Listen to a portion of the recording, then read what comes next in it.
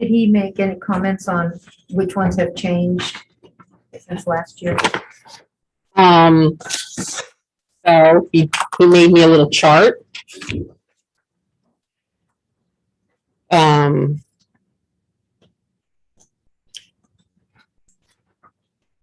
Beginning on 7/1/22, benefits will not be provided to uncertified residents except for 30 days, but may receive other basic necessities.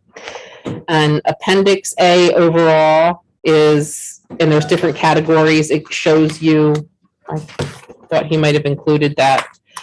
The increases range from $9 up to $46 for Tier 1. For Tier 2, $9 up to $66. Tier 3, $66 up to $123. Tier 4, $48 up to $252. Tier 5, it increases to $252 to $185 or $185.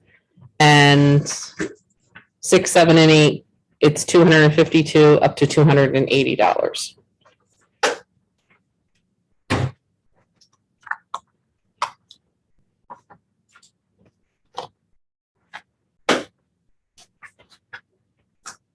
Any other discussion?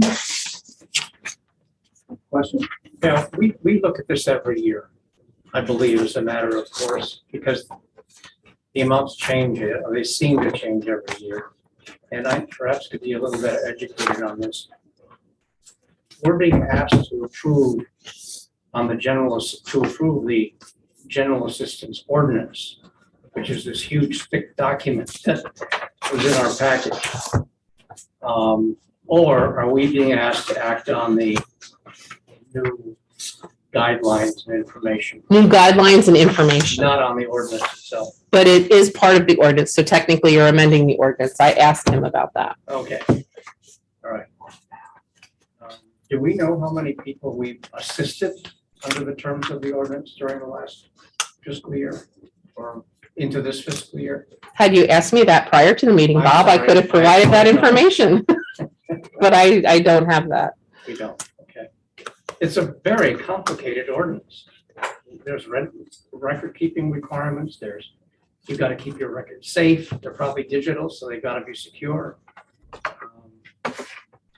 There's stuff about who qualifies and doesn't qualify. That's what Darrell does on a daily basis. Communities get into arguments about who's a resident of where, that are adjudicated, I guess, by the state DHS, Department of Human Services.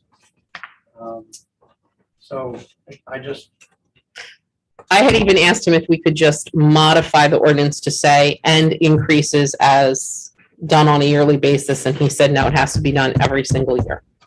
Yeah. I asked him that before he went moose hunting. Apparently that's a popular thing to do this week. Well, I just wanted to inform myself a little better about how he's handling this. And Darrell would be the one to talk to about that. I will say that since we have the community navigator, we haven't seen as much need for the general assistance fund. But to tell you, give you actual numbers on that, I just don't have that. Thank you. You're welcome. Any other discussion? Is there a motion to accept the general assistance ordinance as amended also? I'll close the public hearing. Thank you. All right, we'll close the public hearing. Is there a motion? I'll make the motion to close the public hearing. Is there a second? Discussion. All in favor of closing the public hearing? Thank you. I'll make a motion to act on the ordinance as amended. Second. I'll second. Any discussion? See the vote, all in favor? Amen. Opposed? Motion carried. Okay. For my agenda, we've got the liquor license renewal for Todd Mank and Bullwinkle's Family Steakhouse. Is there a motion to open the public hearing? So moved. Okay, is there any discussion? This is a renewal for Bullwinkle's on-premises license, and the police had no issues to report. Any other discussion? Okay, all in favor? I move we close the public hearing. Sorry. I won't remember that. Yeah. So just interject. All right, is there a second for closing the public hearing? A second. Okay. Any discussion on that? All right, all in favor of closing the public hearing? All opposed? Motion carried. Yes. And I move that we act on the liquor license renewal for Todd Bank, DBA Bullwinkle's Family Steakhouse. Okay, is there a second? Is there any discussion? All in favor of this motion, raise your right hand. All opposed? Motion carried. Okay, any adjustments to the agenda? I'd like to make an adjustment. If we could add the grant application for the Conservation Commission. Say grant application. Yes. All right, would that be? New business. Yeah, I would say it would be new business.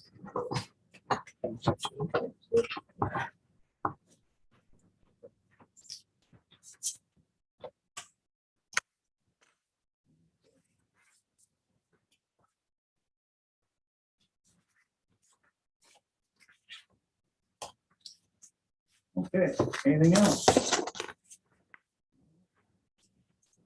Citizen comments. Is there anybody that has any comments that they'd like to make? Going once, going twice? Okay, we'll move on to the next. Bob, do you have anything under select board comments? Thank you. Couple of things.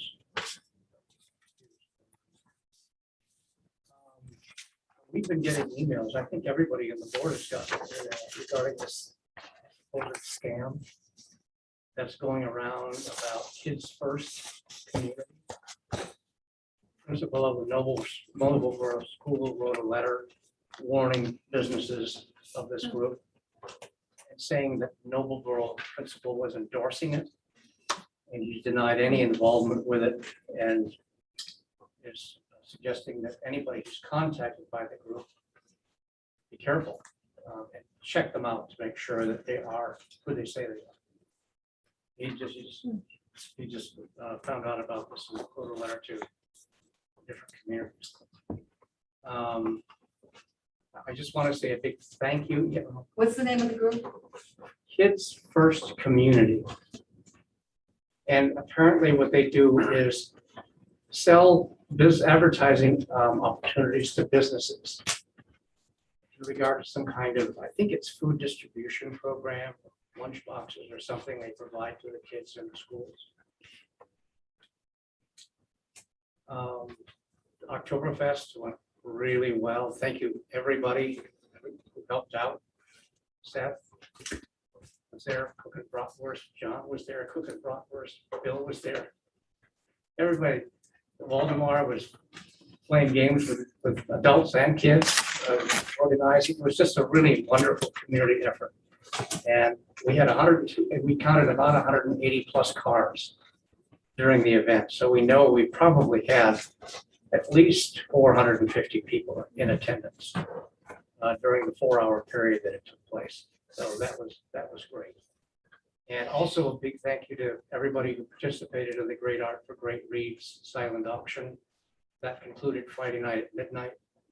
Almost every piece of art was auctioned off. I think we counted 12 or 13 that weren't. And our hope is that we can continue to display those in the library for those who might have an interest. They could be available for purchase.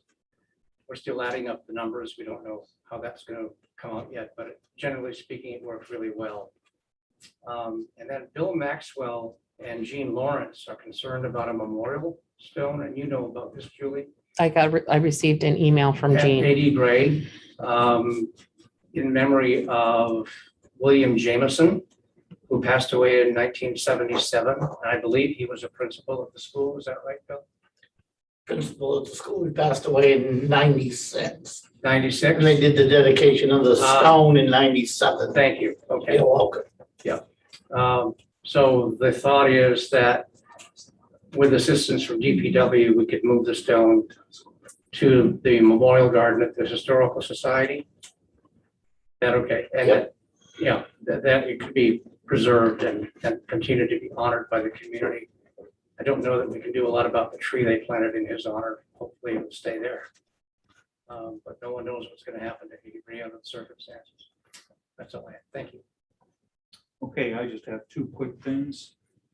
There was a fire department open house last weekend that was just downright fun. The lights were flashing, the sirens were going, the kids were in and out of the fire trucks and playing games. It was just a wonderful day. The second thing is that the Lincoln County budget process continues. We've got 2 more meetings. That should be wrapped up. We've had the big one where we went through each of the departments within the county. So that's moving forward. That's all I have. Well, I took a lovely ride to Stonington this weekend where I visited old friends and stayed with them. Nice time of year to be driving around. And when I came home, I wanted to make sure I got home so I could, before dark. And as I was driving, you notice things when you go into a new town, you notice the welcome signs and you notice and this time of year, the decorations were really quite nice, the pumpkins and the mums and all of that sort of thing. It was really lovely. And I got back home and I came down by Route 220. I was on Route 1 and 220, and there's this shrub, flower, something right at that island, right at the peak of that island there. It is absolutely beautiful. And I said, what a nice welcoming thing. Something as simple as a flower can make people have a nice impression or a welcoming impression to town. So I'd like to thank again the Garden Club for all the work they do. And the conservation, and out here, there are some nice things right out front by our sign, around the sign and out by the door. And it's just nice to see people taking some pride in their town. And so again, the Garden Club and the Conservation Commission, the volunteers, and they're going to be doing a cleanup coming at the end of the month. And just cleaning up a little bit makes a huge difference too. And that's a really, really nice thing. And we have, Waldeboro, I think, is blessed with a lot of volunteers. And But it the is- garden club could use some more. Yes, yes, absolutely. And even part-time, Steve said, it, you don't have to be able to come to all the meetings. But if you can come once in a while and give a hand, that's good too. So think about that if you want to be a part-time garden committee. Anyway, volunteers do make such a difference in town. And so thank you to all the volunteers that we have. I have a couple things. First, if any families are looking for something to do with their kids this Halloween, the Waldeboro Historical Society is having a trick-or-treat event from 4:30 to 7 p.m. Kids can go into the schoolhouse there and grab a bag of candy. So that's good. The second is the Conservation Commission, working with state entomologist Colleen Tierling, released the first batch of Laricobius beetles into the town forest today. This to help to eradicate the hemlock woolly adelgid pest, which is a serious problem for hemlocks across the country. This was the first 500 out of 2,000 we were gifted by the state. I'd like to specifically thank Leslie Lorenzen, Colleen Tierling, and Joan Ray for their work on this project. It will take about 20 years to fully eradicate them, but it was an important first step today. I'm not going to play any Beatles music, I promise.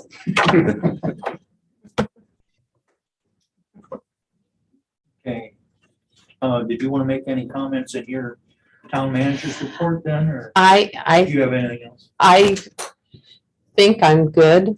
I'm gonna do our presentation to the budget committee, so I don't want to take up too much of your time. I've been told I talk too much, so. Can wait. All right, and moving to the consent calendar, do I have a motion to approve the consent calendar? So moved. Is there a second? Second. Is there any discussion? Okay, we'll go ahead and proceed to vote. All in favor of the consent calendar? Raise your hand. All opposed? Same sign. Motion carried. Okay. New business. Budget Committee Public Safety Services discussion. Yes, and Max has our PowerPoint, so if you all want to turn around, take your chairs and turn around, you can follow along with the PowerPoint. I want to thank the Budget Committee for coming tonight. You're all so wonderful. Can you go back to the first? Thanks, Max.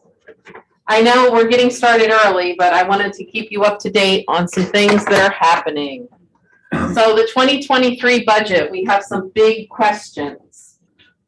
I'm sure you've all been reading in the newspaper or saw me on the news or heard me on the radio because I've been all over.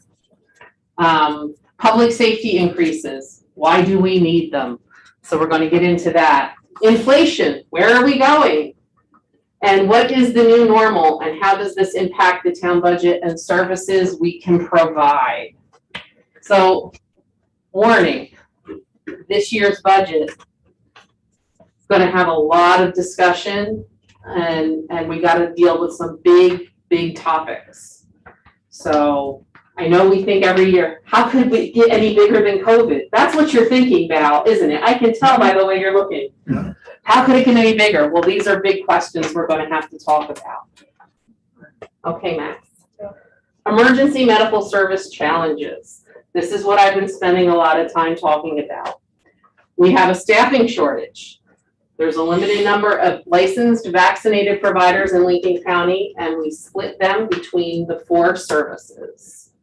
Wage increases, competition between services, shared employees can make more money hourly and overtime at their full-time job than we can pay them here per diem.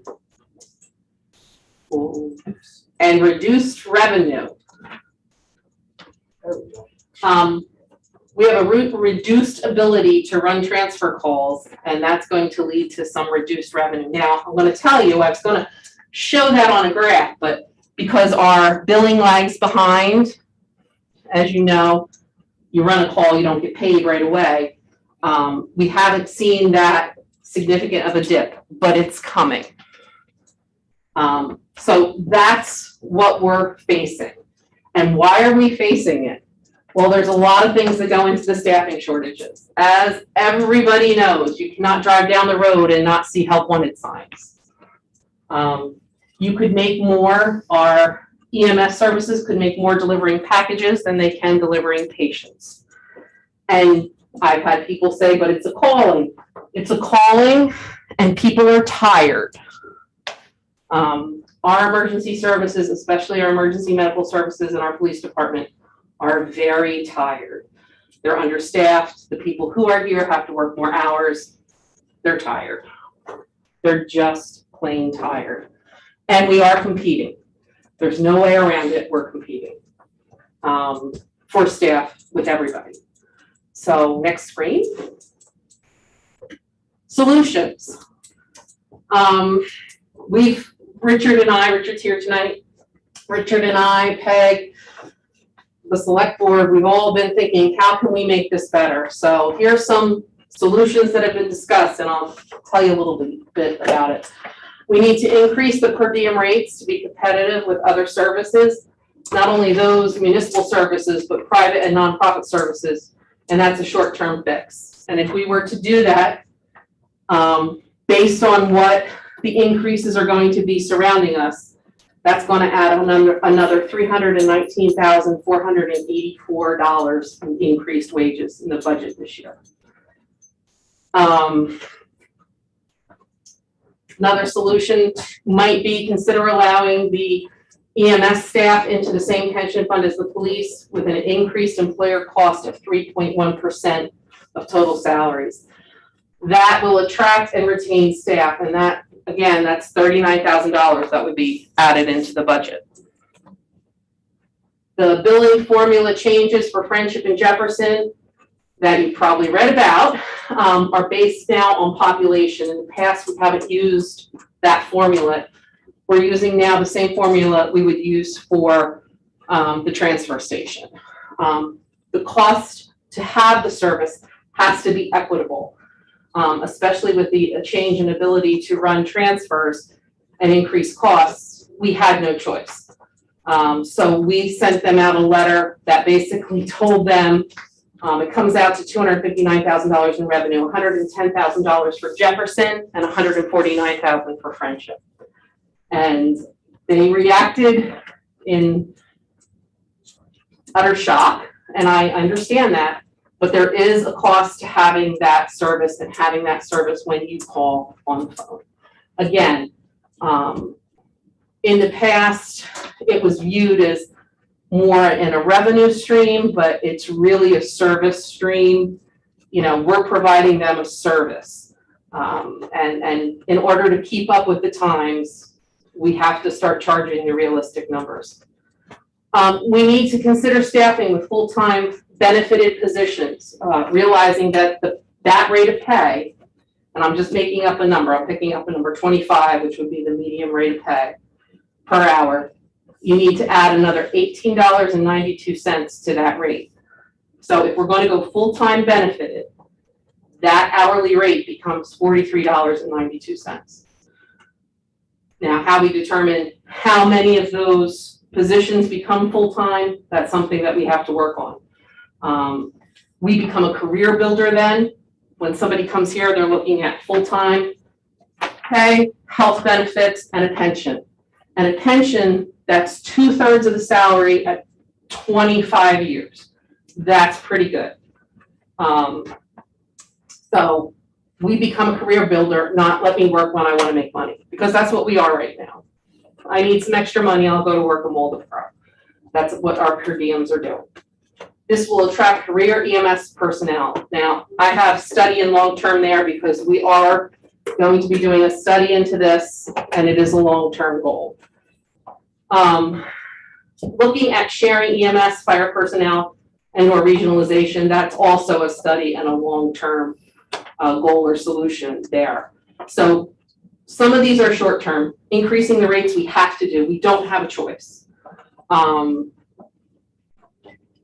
And I would say the pension would retain the people we have and also help to attract those per diems. And obviously the billing formula change needed to happen. Next. Pay rate. Sorry. You're very quick, Max. I can't. So pay rates. This gives you a good idea, this slide, of where we started out. And I believe I go back to 2016. And at that time, in 2016, we started back then for a paramedic was $17.10. And at 2021, we're at $19.25.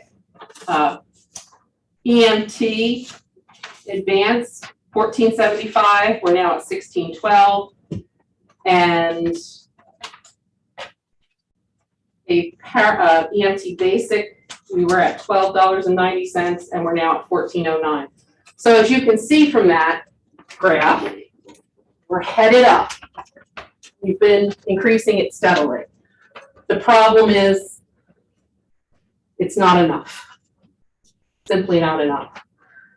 The suggested per diem rates going forward, and this is based on what our neighbors have done and are doing, is a paramedic at $28 an hour if they have experience of 5 years and over. Under 5 years would be a $25 an hour paramedic. EMT advanced, 22, and an EMT basic at 20. And I know they're big increases, but that is going to be what that going rate is. We're not going to be able to attract people here and retain them unless we do something significant. And if you've been watching the national news, We are not the only ones going through this. We are definitely not the only ones going through this. We're not the only ones going through this in the state of Maine. So that is what the suggested per diem rate. So that's for somebody coming in who does not get benefits. So I want everybody to understand that. So that's the rate of them hourly. Is that, are those rates included in that 390? Yes. And what you have to also realize is that some of that increase is offset by properly billing Jefferson and Friendship. So some of that cost is offset. Next. So I want you to also be aware that once we make the adjustment in EMS, there's other issues we have to be aware of. Will, if I'm in your way, you just have to yell at me. Our police contract ends June 30th. Currently, there are 142 law enforcement agencies hiring in Maine, and many of them are offering signing bonuses, and there are still vacancies. Why? Recruitment is difficult. What makes it difficult? Pay, finding housing, and an overall change in the perception of police officers. We found somebody who could potentially have moved here from out of state. One of the biggest issues that they had was finding housing. That's an issue. We are going to have, and the chief has had this discussion with me, shift coverage. Currently, right now, we have 5 patrol officers. That's including the chief, 1 SRO, and 1 reserve. And they are tired. Discussion, shift coverage. Do we remain 24/7? What are the alternatives? That's a discussion we're going to have. We have to have that discussion. My biggest fear now, because recruitment is so difficult, I would love to recruit people. How do I retain what I have? That's becoming my biggest question and hurdle. Our highest paid patrol officer is at $27.32. So we have to make an effort to retain what we have. Lincoln County is currently negotiating their new contract, and all indications are that they will be significantly higher than the surrounding communities and us. So I put in the budget, I'm calling it the dire straits budget, 86,856 would be what my recommendation would be, but I cannot give specifics because we aren't going to start negotiating. But that gives us a starting number of where I think we could potentially end up. Next slide, Max. Inflation. 2, we have to be mindful of inflation. That last number there is just August at 5.3%. So we have to plan on the budget inflating, not only the salaries and wages, but the general operating 5.3%. That's where we're at right now. Next slide, next. Budget, and that should say budget 2023 considerations. But not only is our police contract ending, but our public works contract. So if you're giving money to your paramedics and raising them up to market rate, and you're going to do the same with your police department, we also have a public works contract that is also up. The projected COLA is anywhere from 4.8 up to 6.1% for 2022, but that would be our 2023 budget. And what's driving it? Increased wages in the private sector, attracting public sector workers, and driving wage increases. The consumer price index is up 4.4% in the last year. We're also conducting a townwide reevaluation based on sales, and it will be completed for the 2023 budget. Now, some good news, ARPA funds. We have about another 270,000 that will be available next year in 2023 to offset some of the increases. But what happens in the next budget? So we Might get a little reprieve next year. It won't be so bad, but 2024, you still gotta pay. Revenue sharing, what does that look like in 2023? I don't know. They increase the percentage, but are people still gonna keep buying? What's the sales tax gonna do, which is what a lot of this is based on? I don't have the magic mirror or the magic ball to look into. Considerations for retaining employees, we have to consider this. Do we start participating in Social Security? I don't know if many of you realize this. Right now, our employees only, if they retire from the town and they work for the town full time, they either choose between Social Security or the pension. We don't do both. A lot of, more and more towns are going to a Social Security and pension model. Again, that requires a contribution of 6.2% from the town. So that could be something that we think about. Employer. So just a question on this Social Security, the guidelines, Social Security goes by guidelines. Even though an employee is gonna pay, are they gonna get anything back because they make so much from their pension? That's something to, Well, there's a windfall provision Okay. with that each employee would have to do some research on because we can't guide them in that. But another option is the employer contributions to a defined contribution plan. So the town essentially could contribute a portion of an employee's salary into a defined contribution plan. So that's another option. so does the employee pay all their pension or do the town pay it? It's split half and half. Our number for, and Peg is on the, she's watching us from Zoom from her office because she was away. Peg could be answering you right now in chat. Did you check chat? Oh, She can give us the percentages, I'm sure, right off the top of her no, head. she's just saying hi. Oh, okay. But yes, the town does pay a portion. I think it's 10.3% right now and 13.9 for police. I could be wrong on that. Peg will let me know. Rates are set each year by May PERs. May 1st. Yes. I'm just reading the chat. Next screen. No reason why you know that. What that is.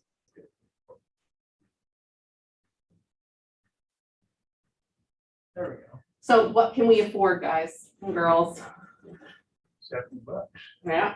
What? What services do the taxpayers of Waldeboro want the town to provide and at what level? And what are the taxpayers willing to pay for those services? Can we afford the new normal? I think that's the last slide. So you can come back around if you would like. And also just put in the chat, the regular plan rates are 10.3%. Police plan is 13. Yeah. So that's what we're facing. And I think what we're going to come to is this realization that in this new economy that we seem to be having, is it short-lived? Is it permanent? I struggle with that. For a while, we thought, okay, well, there's going to be an adjustment. When we're paying $18 for a dishwasher locally, and that's, just about what I pay a paramedic, is there going to be an adjustment? And we've been at this level and it looks like the adjustment is going to be upward. It's not going to be an adjustment upward that's brief and then it's going to come back down. And I spend a lot of time reading a lot of these economic forecasts, and it started out, it's just going to be a little bump, and now we're still here. So we have to talk about not only the budget committee and the select board, but I think we're going to have to involve the town folks in this too. What's important to you? We don't have the luxury of, and like I said, law enforcement as a whole is suffering, finding people. The Lincoln County Sheriff's Department is hiring currently. So this idea that, people could supplement shifts or do things like that, it's not as easy as perhaps it was 10 years ago. It's a different world. And we're going to have to make some decisions, again, almost like we did with the COVID budget, of what services does the town want? What are those services going to cost, and what are people willing to pay? And next year, the 2023 budget that we're going into is going to be difficult, because we're going to have to start making those difficult decisions now. I'm not so worried about 2023 as I am about how do we sustain it going forward. We have that beautiful 20-year capital plan. Do we take money out of capital? Do you take money? Do we do what we did in COVID and have to seriously look at what services are important? Now, when we did that back in COVID, if you'll recall, I did that poll. And of course, police, fire, and EMS, top 3, public works. And then it went down from there. But again, what services are important? I will tell you, I've spent a lot of time with Richard and my public safety team. EMS was in a serious crisis, I would say a couple weeks ago, where we did not have coverage for a Friday and a Saturday night. I think we're making strides to fix that, but that was putting out at first an extra $3 an hour. We got up to extra $5 an hour. We actually put that out. If you come work this weekend, you'll get paid more money. We didn't have a choice, or we wouldn't have had somebody. Luckily people came in. Richard answers calls from home, but we need to change our model. That's what we need to do. And I'd like to tell you that there's other things we can do, but really right now it's about money and benefits. And people might not like to hear that. And people, the towns we serve might not want to hear that, but that's the reality. And it comes down to, what's a life worth? And I think about that. We had our friend Rusty and his mother here and presented awards to REMS because they brought him back. Not once, not twice. I think it was 3 times, Richard. They was at the hospital. And that's, I don't ever want to say to a resident or somebody's mom, we couldn't get there. That keeps me awake at night. And that's what I worry about. And this issue has been exacerbated by some of well, definitely, we lost 1 and might lose 3 more, Richard. 2 more from the vaccine mandate. So I don't want to get into that, whatever side you fall on, but the reality as a town manager is that that's 3 people that are out of our schedule. That's 120 hours that now we have to make up. So again, it's not just the shortage, then you add that on top of it, and then you add the tiredness of everybody who's been through the last 18 to 20 months, and there's a lot. So I don't mean to paint a bleak picture, but it's my job to paint a bleak picture so that you know what we're facing and that we can do this together and make informed decisions. My job and Peg's job and our department heads' jobs are to present you with the facts and offer you options. And as we go along, this is the first meeting just to whet your appetite for what's to come. But we're going to have to make these changes. I called our auditor. just to check in with him. Because we have the ARPA funds, we can make changes and go ahead with those. And I'm going to have to increase rates. It's not like I can't wait to do that. That's not something I can wait to implement July 1st of next year. It would be considered an emergency, but we would have to have a public hearing, explain it. I would like to take it back to the voters, do some education, take it back to the voters, do a special, just so people are aware, hey, this is what's going on. The changes to the budget are going to happen for Jefferson and Friendship are going to have to happen January 1st. We can't carry that into July 1st. We can't.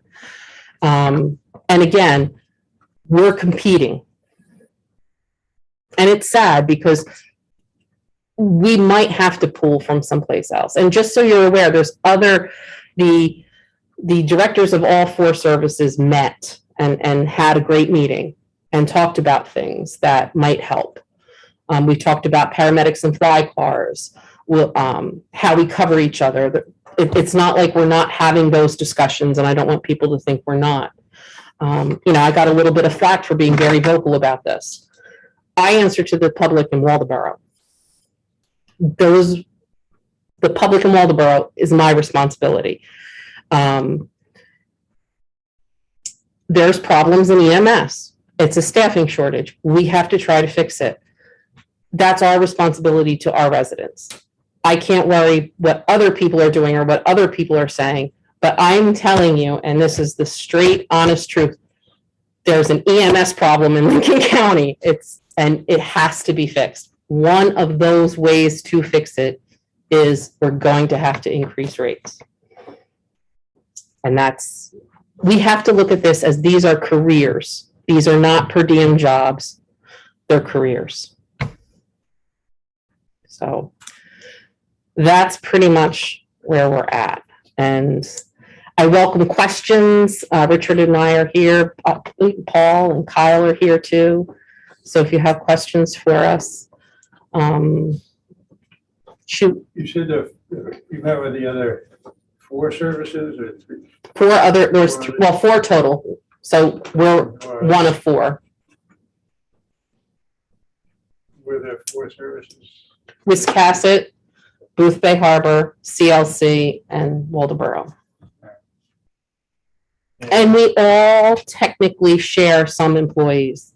So somebody might have a full-time job at CLC and they do their per diem here. Or Booth Bay or Wiscasset. We all share the same pool.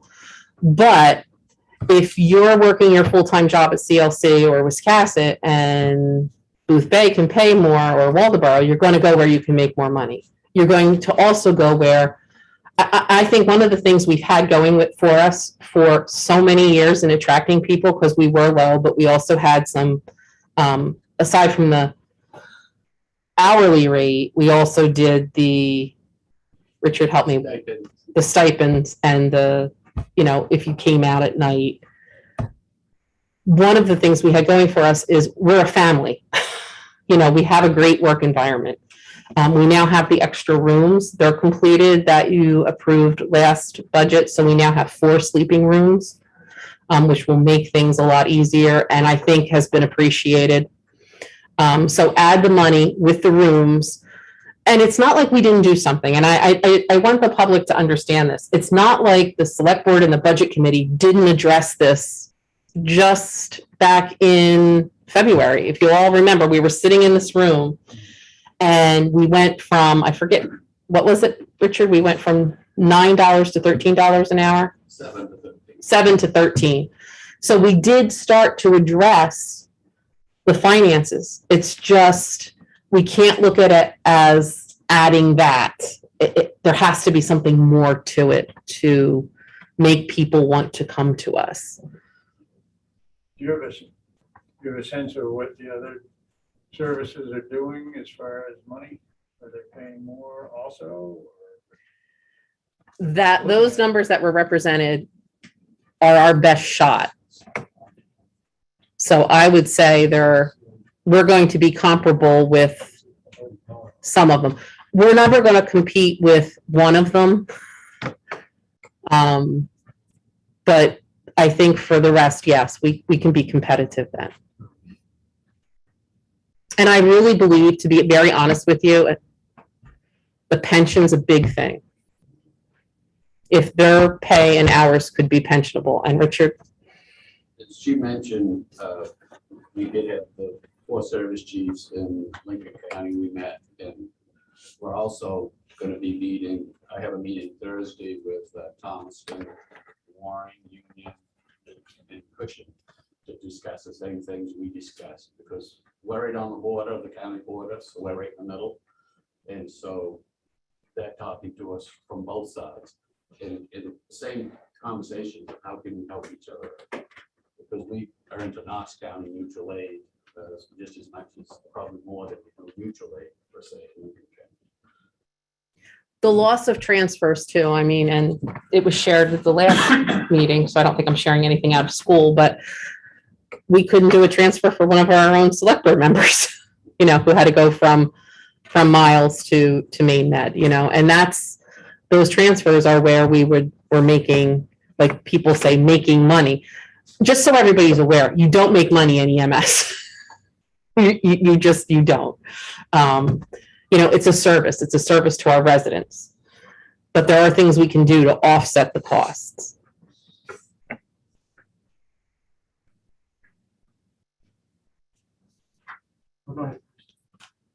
Do any of the other services offer retirement or health insurance or any of those benefits?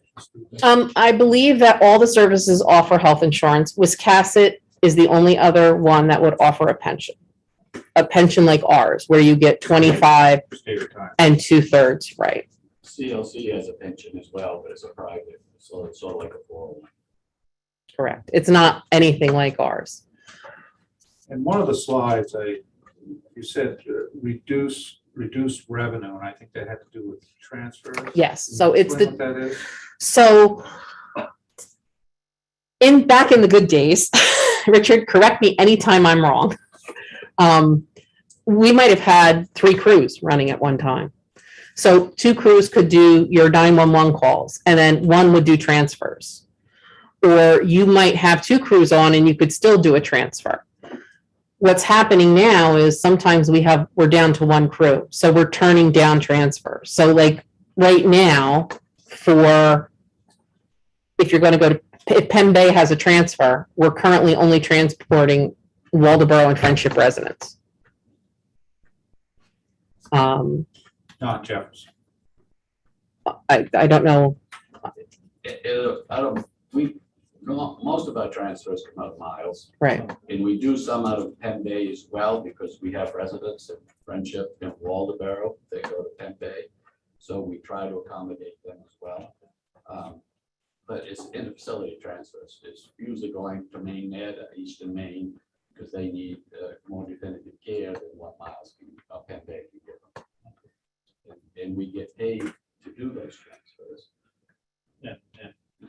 I assume that most of the people from Jefferson probably go to. No, quite a few go to Miles, but we do go to MGA some. And our issue with Jefferson is that they don't have the same relationship we have with Friendship. So just so we're clear on that. Friendship's been our partner for a very long time. And there's a lot of, history there with Friendship, whereas Jefferson, once they were unhappy with the times and left Delta, they came to us. A little bit different situation. How much going back did you get in revenue from Jefferson and how much for Friendship? Well, we used to get from Jefferson 3,000, and then we went up to 7. And in the past, we've gotten, I think it's around 40, Richard, correct me if I'm wrong, 42,000 altogether from Friendship. In 2006, when Friendship merged with Waldoboro, they came up with a formula for my time, but they came up with a formula. So what was billed in Friendship was was offset from what they owed. So sometimes the insurance money we took in as revenue was offset by what was French's bill would have been. So it varies from year to year, and it could be as much as 15,000, always 15,000, and I've seen some years when it's been, because we just haven't got the insurance, and it's been around 40,000. So it varies. We went to a population-based formula now.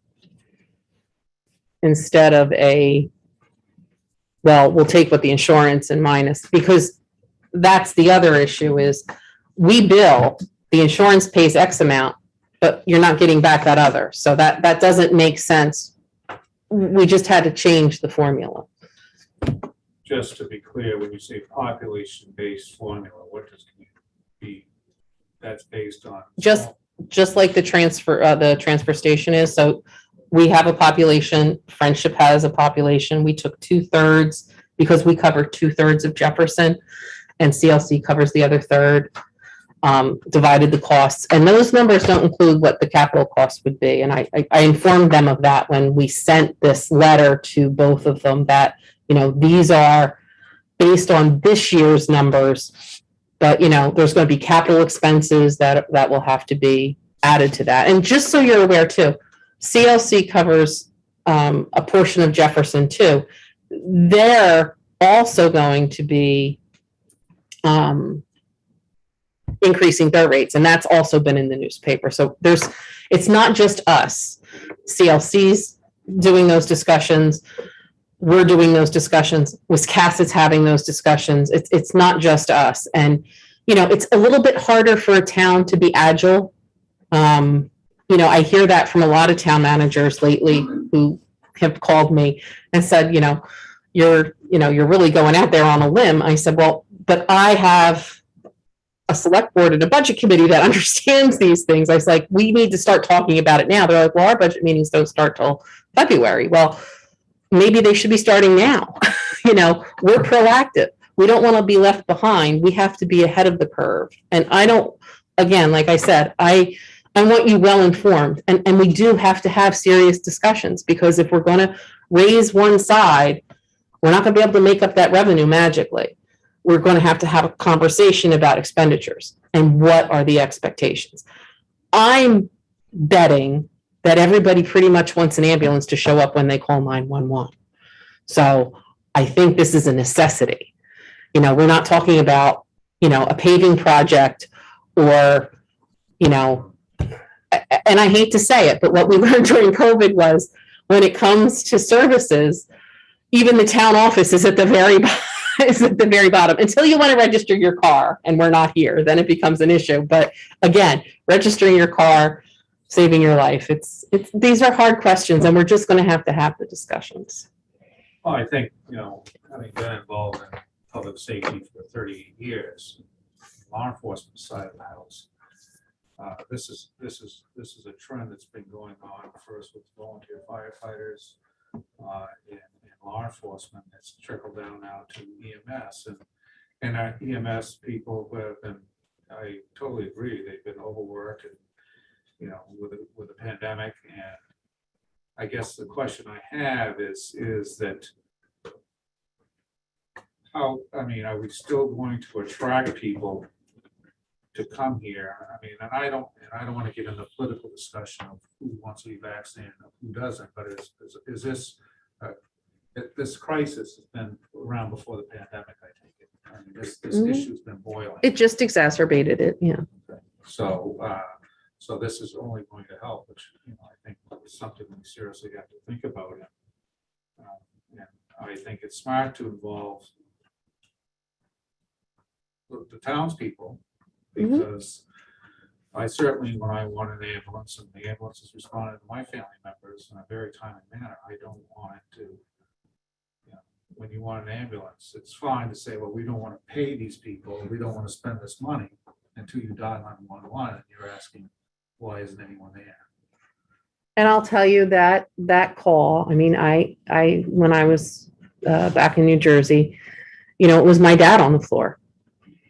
And that 911 call, when you make it, and I know it was 4 minutes from when I placed the call till they got there.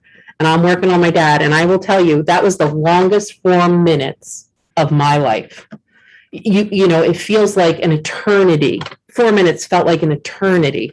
I can't imagine waiting long to get that help. And, you know, I've been told I'm a little overly dramatic about this, but I'm passionate about it. I'm passionate because I see what I'm surrounded with on a daily basis, and they are amazing people. And I say this all the time, they're everyday people making miracles, whether it's EMS, police, or fire. You know, those are the people that on your worst day you see. And it's important. You mentioned during your presentation, Julie, regionalization. And I personally feel that is where we have to end up.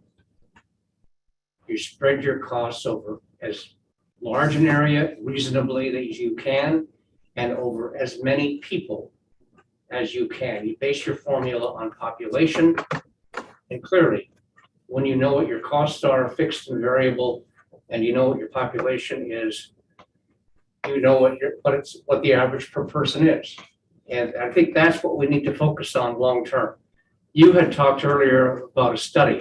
Right. So the select board did authorize me to do a study about what to do with our EMS services, police and fire. And I got a lot of feedback from some of the phone calls I made saying, well, you know, the police staffing issues aren't something you're going to solve in a study. We've already had a study done. We know how many police officers we need.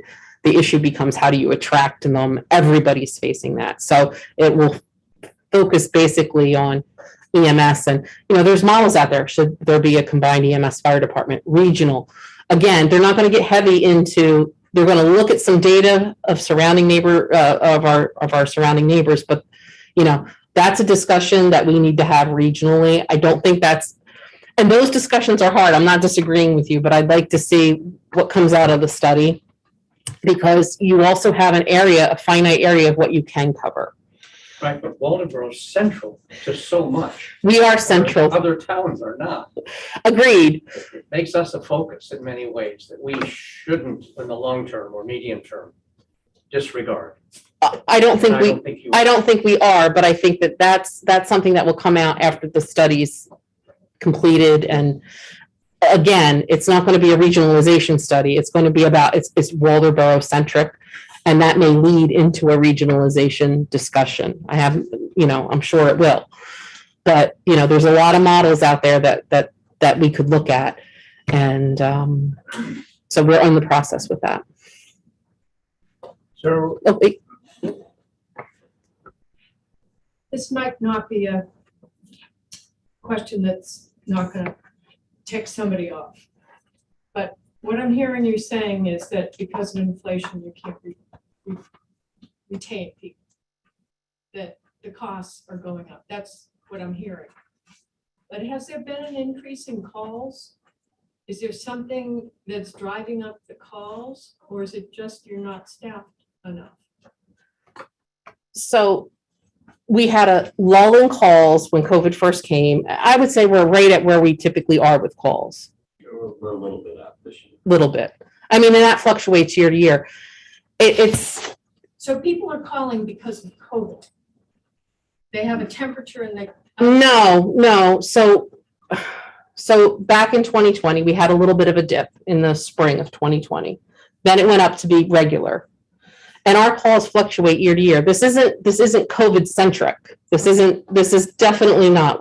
We have the same basic number of calls we've had, probably average, just like it would any other 5-year period, take COVID out of it. The problem is that the pay has not, although we've increased pay, now there's this, nobody's coming, you know, when we're putting out our schedule, the schedule isn't filling. And a good portion of that is generated by people wanting to make more money. You know, they can leave now with the job market the way it is. You know, they can go work at UPS for more than what we are paying them. Okay, so it's got nothing to do with the demands on these people that we need more staff or anything like that? It's not like we need more staff. We just need the staff we used to have. Okay. You know, we used to be able to fill shifts for 3 crews, which means we used to be able to put 6 people, you know, on each shift. And now you have how many on the shift? Sometimes 2 to 4. 2 to 4. And sometimes, like I said, a few weekends ago, we had nobody but Richard. And I can't have Richard working 120 hours a week. You know, that's not good either. So, See, I guess I'm grappling with, are people calling?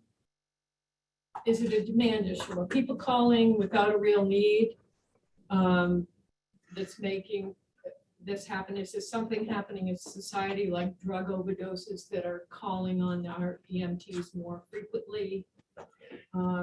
I don't think our numbers are like dramatically up, you know. At least since I've been here, our numbers, they go up a little bit, they go down a little bit, they go up, down. The only real decrease we saw was the spring of 2020 with the COVID.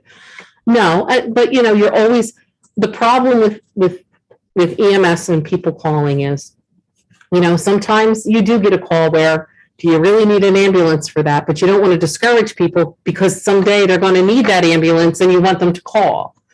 So I don't think it's that as much as it is, it's a staffing shortage. And how do you attract staff and retain it? You have to be competitive. And unfortunately, private sector, you know, a Delta ambulance or I forget, Northeast, you know, they're a company, they're in it for profit. We're in it as a public service. So it's a little bit different. And, you know, it's always been said, well, you know, you work for a town, the benefits are good. Well, now over the years, those benefits have been pared down to the point where there's really no difference between public, oh, we should be more private, we should be more like private. So you've whittled down the benefits. So what makes somebody want to serve a town now? You have to look at that. And I think that's part of the shift too, is, well, I could go here, you know, for a private company and make more money and have equal benefits that I would have had working for a town. And that's another problem we have, not only in emergency services, but public works. You know, in public works, you know, you used to say, well, I could make a little bit less money, you know, driving a truck for the town, but boy, you know, I get every holiday off, I get health benefits paid for, I get a pension. And now, you know, you're looking at truck drivers making much more money than, you know, somebody in public works, get the same health benefit package, get the same retirement just in a 401k. So it's just a little bit harder now for towns to be competitive. It sounds good to think about it like a business, but we're a public service. And I think it gets complicated. Yeah, one option is to,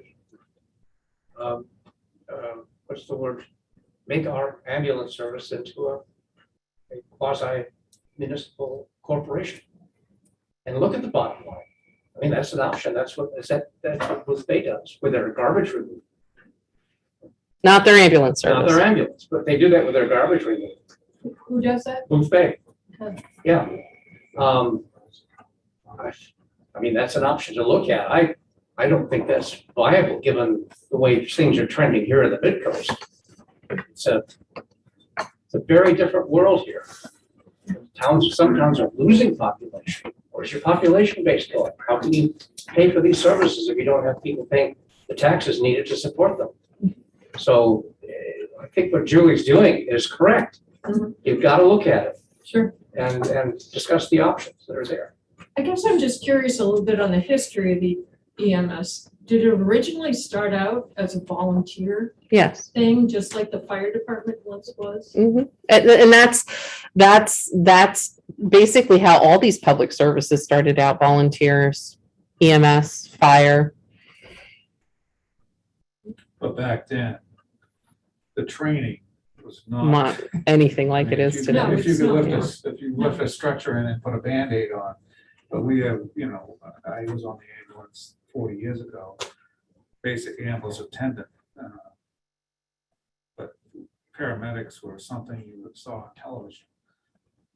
I mean, it's just, it's a different world like a lot of professions. And the part of the problem is too, is getting people to want to do this.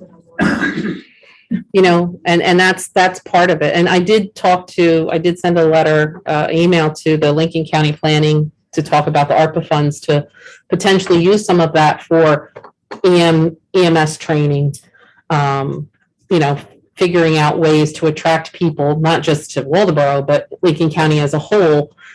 They have that ARPA money. Is it possible to use some of that to pay for training for people to go to school to become EMTs or medics? But there's a double-edged sword there. When the ARPA money disappears, and we've gone to this level because of the ARPA money, then how do we make a difference? But that's about training. Well, Then you have being trained more people. General in my remark, yes, training specifically, but once you elevated your costs to a certain level, you're there. And if the You're money's there. taken away, your revenue short. Right. And that's, like I said, we might get through next year. Yeah. It's the following year. So we have to have this conversation now. I don't think I think this is the new norm. I keep looking for the end to it, and I get deeper and deeper down the rabbit hole, and I don't know where it levels off. I mean, Gordon and you came in and saw me last week. We had this very same discussion. When do we hit equilibrium? What's the new norm? And I think it's a complicated discussion for sure. Max. Ruben is on YouTube and asking, are area hospitals able to help with that cost at all? Good question. Because we discussed, is there a way potentially to have, the paramedic from, like Brunswick apparently does from Midcoast, the paramedics leave from there. We've been discussing that, and that's something that I believe the 4 chiefs are discussing.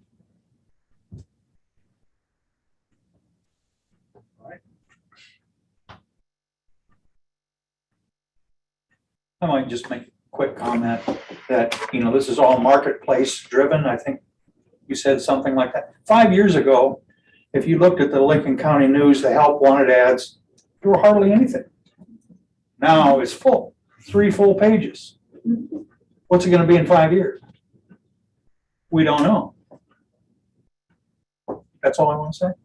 You don't know what future looks like. No.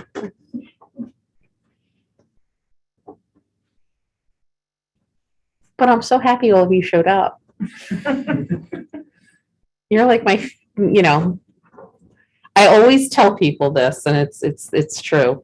I am very blessed, and I when I'm talking to these other town managers, and some of them are afraid to say things like I say it, because I can tend to be a bull in a china shop at times. So I've gotten a lot of calls over the last couple of weeks, and they're just like, oh, aren't you afraid of being fired? I said, no, I'd be more afraid of being fired if I didn't say anything. But I've realized how lucky the town is and how lucky I am, and that we have a budget committee that's so engaged. That's the one thing I've learned, is that we are truly, our budget committee is engaged. You show up, off budget time.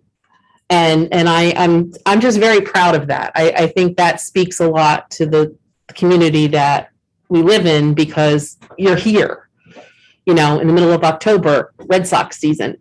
They weren't gonna play tonight. Oh, okay. You were lucky there. I was lucky, but I'm just saying, I realized just in talking to other town managers that, we are fortunate to have you. So thank you for showing up.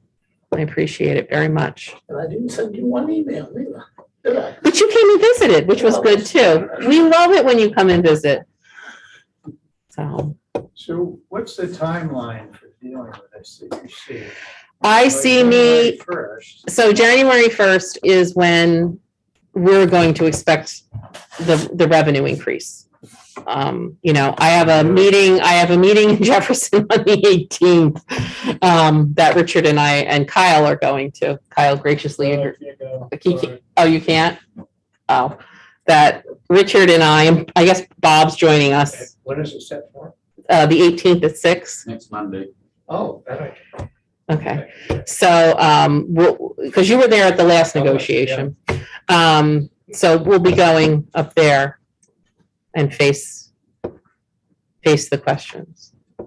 They seem to be focused on the fact that you get insurance money from making the calls, and that should be the payment plus a nominal amount of money. And If there's been a transfer. well, but they have to change how they look at that. I'm not going into this I'm not negotiating, this isn't a negotiation, and I'm saying this publicly so that they understand it, because I have a feeling when they called and asked for information, we want all of your insurance records.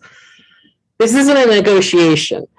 This is the cost. If you would like to be able to have that service of, I'm picking up the phone and I'm going to call 911.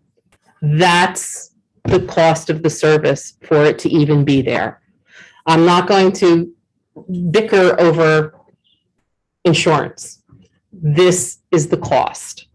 And they have to think, just like we have to ask our residents, what's the cost to save a life? And that's the question. That's the question. So do you expect, Julie, to have a special town meeting before that January 1st date to approve the new revenue? Well, with the ARPA money, we could, according to the auditor, we can have a public hearing, and the select board can ratify that decision because it's the ARPA It's an money, emergency. and it's an emergency. Like he said, it's an emergency. I personally, going forward, would like to have that because I think it's important that the town feel included. I feel very confident that when the town, and I think we should think about having something that the town can have a say, even if it's in January, about, even if it's a poll, however we do it, about what services are important to you, what's your threshold? Because I can't even model, like I tried, Peg and I threw together just personnel costs and a budget and things like that, but we can't model the mill rate. We can't model really revenues yet. We just closed the first quarter. So, and that's the other thing. Are our fees going to be up for registrations and for excise tax because nobody can go buy a new car now because there's not enough chips? So, we had the boon of everybody buying new cars in 2020, some in 2021, but now there's no chips. So who's going to buy a new car? It's, like I said, it's overwhelming when you start to think about all the scenarios and what you have to plan. So when you say it's not a negotiation with Jefferson, could we survive with them gone Yes, if they pull out? We could do more transfers with that going. right. And Sometimes less is better. sometimes less is more. I agree, but at the same token, we do care about the residents of Jefferson, but they just have to be prepared. But I want them to understand we're not going in there to negotiate. We'll go there, we'll answer questions, but it's not going to be, I think, what they're thinking, which is it's a negotiation, or they could play us off of CLC. I don't think our EMS wants to cover all of Jefferson. I think the 2/3 that we cover fits well into our area. It's something we've been doing now, but again, that's where we're at. And I know that sounds harsh, and I don't mean to sound harsh. I've been told I was harsh, but that's the reality. It's just the reality. My question. Hi, Dan. Could they potentially request to change their percentage downward, like we cover 1/3 of Jefferson? Yeah, So in that way, it might be a negotiation.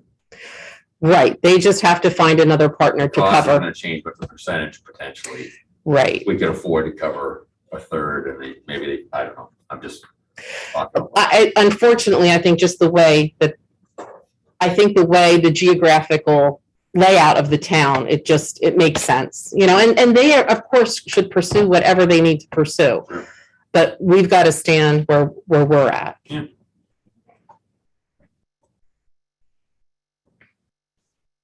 One more question about the increase in pay. Is the sense that there is a reservoir of personnel that would step up if we raise pay? It's not a reservoir, no. It's more of a competition. Yeah. Right, so if everyone raises their pay, not really a hit, so it's ultimately it's a pipeline issue. We need more people interested in working on the service. But it becomes a competition pay wise, atmosphere and pension. Right. And that, like I said, I think that pension portion, if you can work a job for 25 years and then retire at 2/3 of your salary, that's an incentive. People like working here, Right, and they do. we have a higher acuity of calls, so they get good experience here. So they like working in Waldeboro for that reason. We have a lot of students that come through from the paramedic and basic EMS schools. And they just enjoy working, because when we're busy, we're busy. And we call them good calls, you would call them horrible calls, but for them to get their experience and what they're trained to do, Right. say we just have a quite high acuity of calls. And one of the things that's happened that I've gotten a lot of comments from EMTs and medics I know, and actually several I don't know who reached out and just said, it's nice to hear a director and a town manager on the same page and being vocal about what they need. And I think that matters to people when they see that. And so you have, a director out there saying, hey, this is what's going on. And then you have a town manager, right beside him saying, yeah, this is an issue. We have to fix it. There's something to be said when people feel, like we've got your back, even if they're not one of ours. I think those were the nicest emails that I received in the last week and a half, were people who I don't know, who are from up north or out west saying,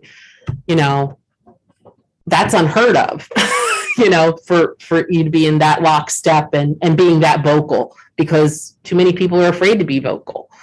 And we're not, right, Richard? Yeah, no.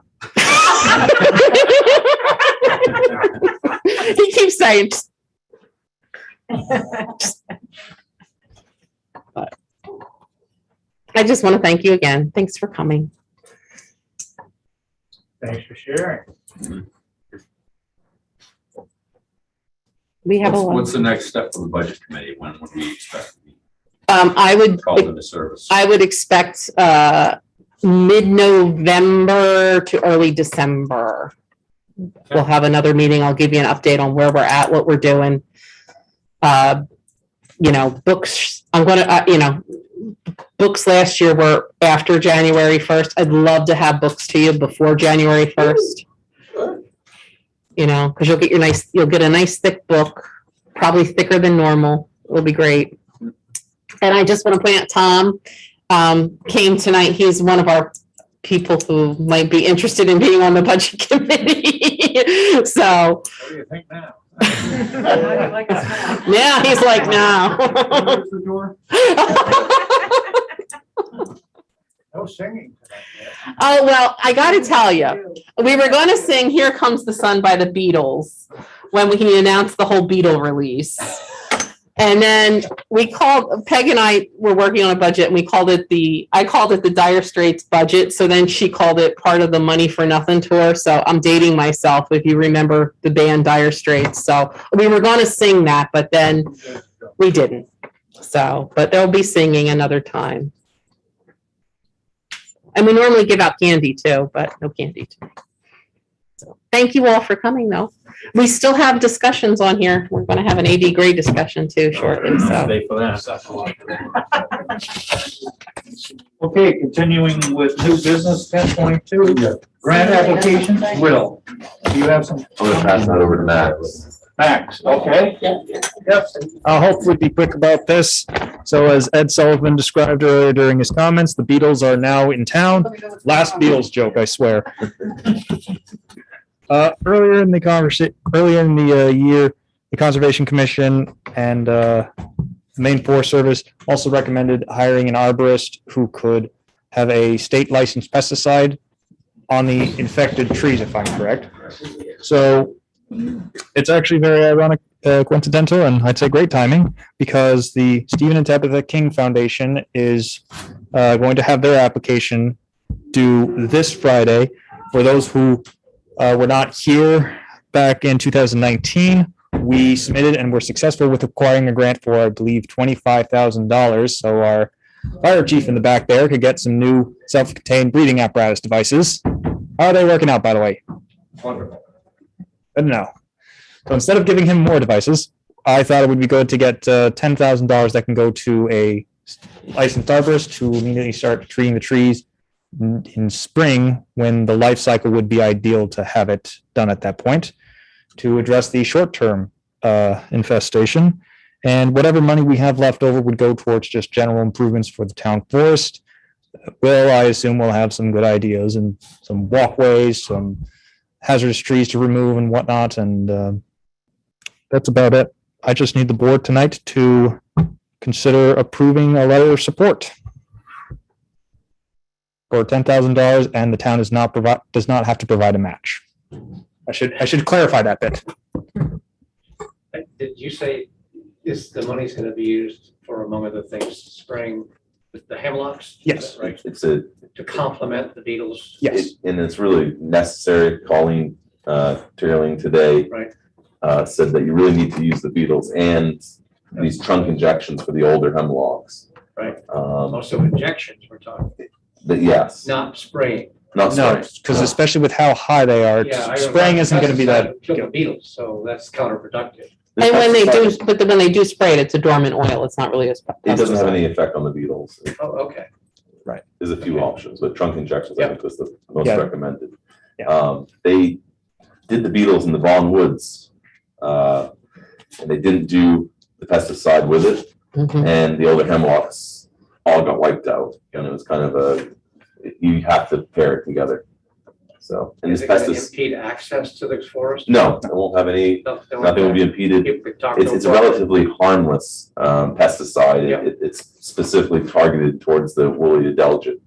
So it's, And as Will pointed out, we would go for an injection one into the tree directly, or soil into the tree directly.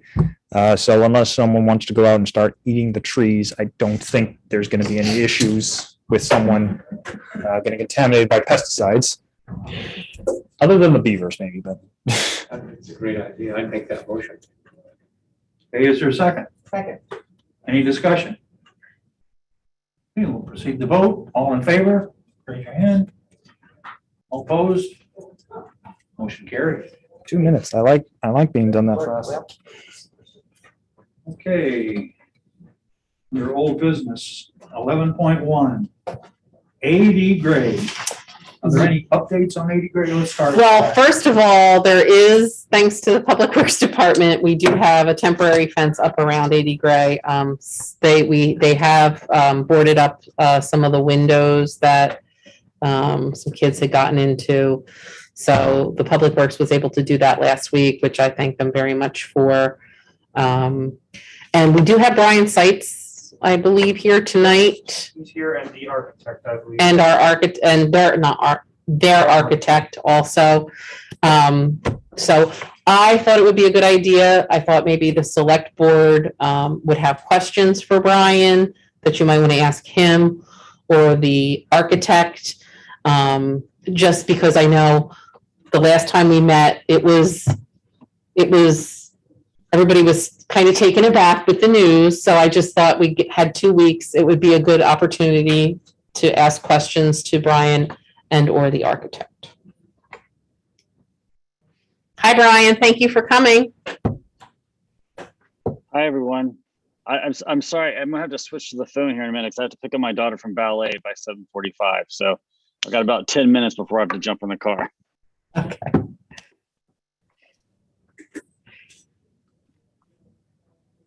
So we'll start this. I'll ask a question. If I can. Yeah, of Just course. select board. No, go. Old ED grade board. But anyway, I'm just curious about your thoughts on using the site without, now that we know it's not structurally sound, are you still interested in the site without using the building or using a portion of the building or whatever? Yeah, so absolutely. So we think it's a great location. I mean, one of the things that we're always looking for is access to water and sewer when we're looking for one of these projects.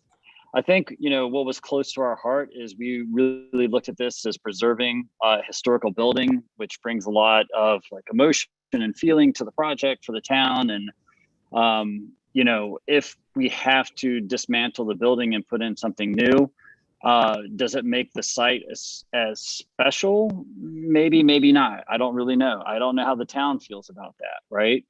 The location's great. Yeah,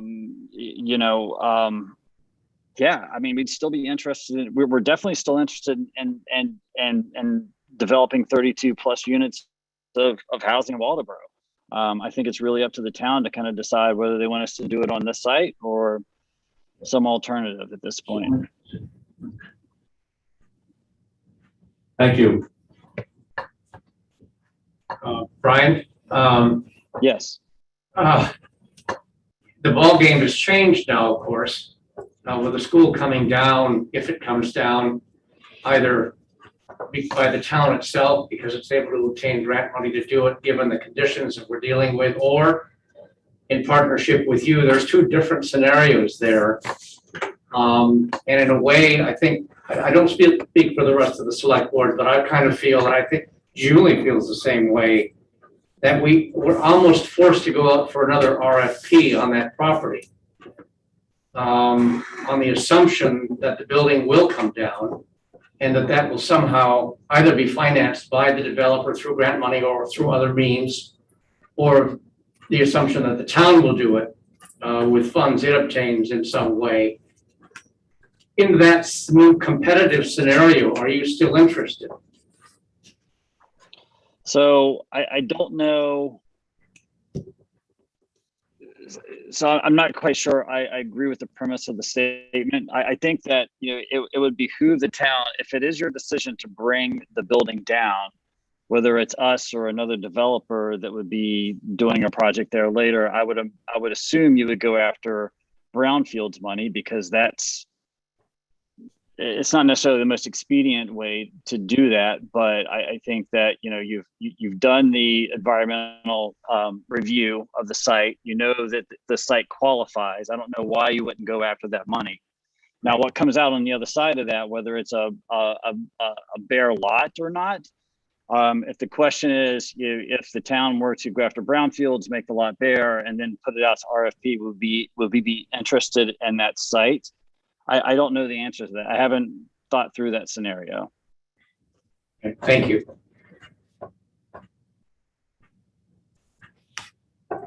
You had mentioned that you could build a building that was reminiscent of the present 80 Gray building. What parts of that building could be reused in that scenario? Yeah, that's a great question for Bob. Bob Foster is our architect for those folks who don't know him or haven't met him before, but he's on the phone. So Bob, you put a little thought into this. You want to take that question? Bob, are you still there? I see him. He needs to do *6 first.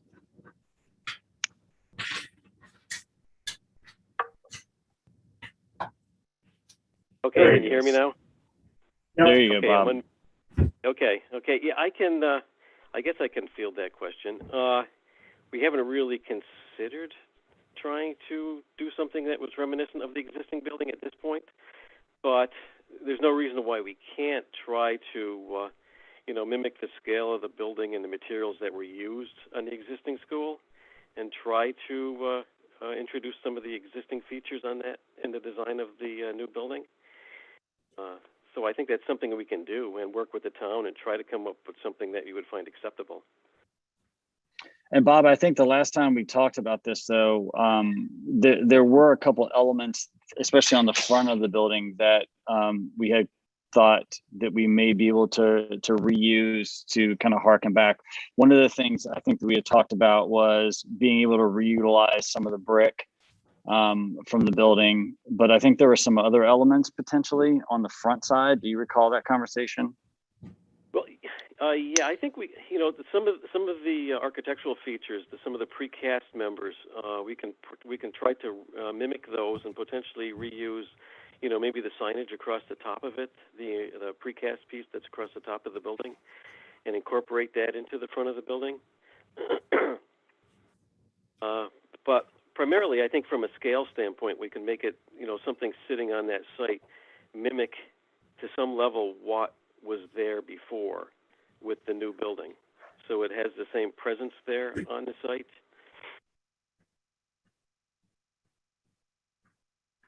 Thank you.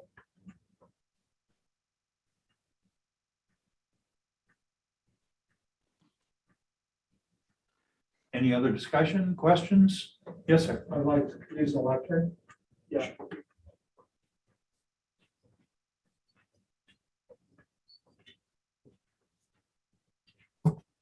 My name is Freeman Zausner. I'm a resident. First, I want to compliment Max Johnstone on moving out to the Maine Historical Preservation Commission and doing some really great work in making determination.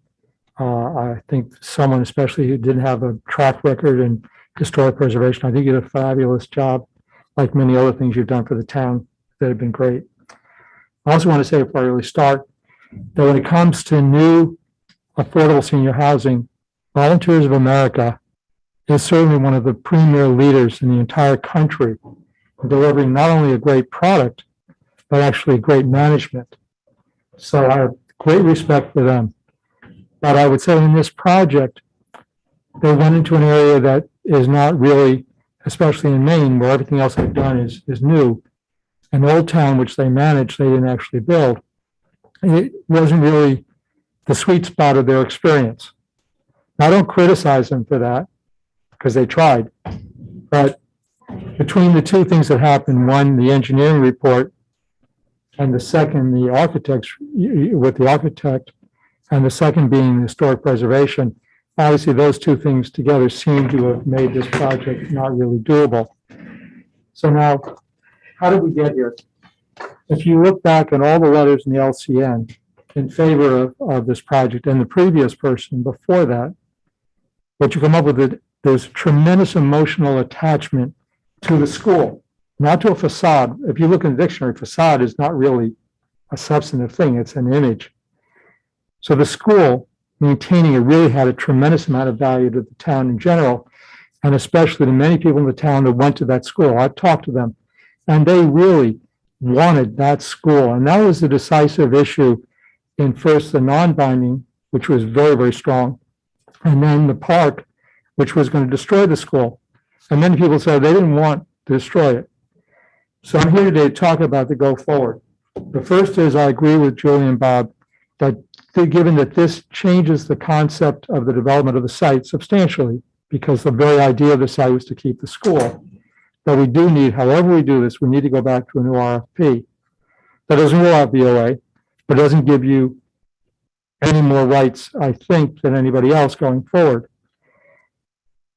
If it were me now, I have to look at this and say, if we had a community center there, that would serve perhaps 3,000 of our town people out of the 5,000, maybe more. I'm thinking about what is the best for the most people in Waldoboro. Now, we need senior housing. So I'm not here to say we don't need it. In fact, I think we don't need 32 units. I think we need 64 units. We certainly have a great need for senior housing. And VOA is certainly the right person to do it in terms of experience, scale, talent, management. You're the right people. So I would love you to think about some other site in this town. Now, one thing came up. It is a nice to have that some people in that age group, only some, would be able to walk into our town. my own experience, my own family members, is that many of the people involved really want a car or a van to take them to Walmart or Target or a major place where they could take care of a lot of different of their retail needs and their drug prescription needs in one place. I looked at your Rocky Coast 32-unit development outside of Thomason, which is beautiful. And it is like many places that I've seen for seniors. I think it's all one level, but it is 1/2 of a mile down a residential street just to get to Route 1, and then it's another 2/10 to 3/10 to get to the center of Thomaston. So certainly for most people, 55 to 75, not all, but most, it's not really walkable, especially in the Maine winter. So I think you've shown me that you can have an excellent facility like that, and it's beautiful, wooded on the back, tremendous amount of parking, very convenient, but still reasonably close by car or van to Walmart, Lowe's, et cetera, et cetera, et cetera. So, well, I think it's nice to be close to town. It's certainly not essential, and you've proven it in the Rocky Coast home development because it's not close. So I think we have to have a lot of discussion again going forward. I talked to one person who wasn't a butter and has a lot of experience in this, and they loved the school. They loved having the kids coming out of the school. I said, well, what about the community center? So it won't be that much different. You're gonna have, again, a lot of kids. You're gonna have a lot of people using it. And then you can have outside and you have the walking paths on the other side of the fence. So they felt that it would be just as good to have a community center or even add in miles there as it would be to have the school, which they loved being there and they were there for decades. So again, I want to compliment Max because he did a great job. I have nothing against VOA. I think you're exceptional. I just don't know in terms of the town's interest that this is the only place that you can put something. And I'd rather actually, and I mean sincerely, I'd like to have 64 senior housing units because there really is a crying need for it.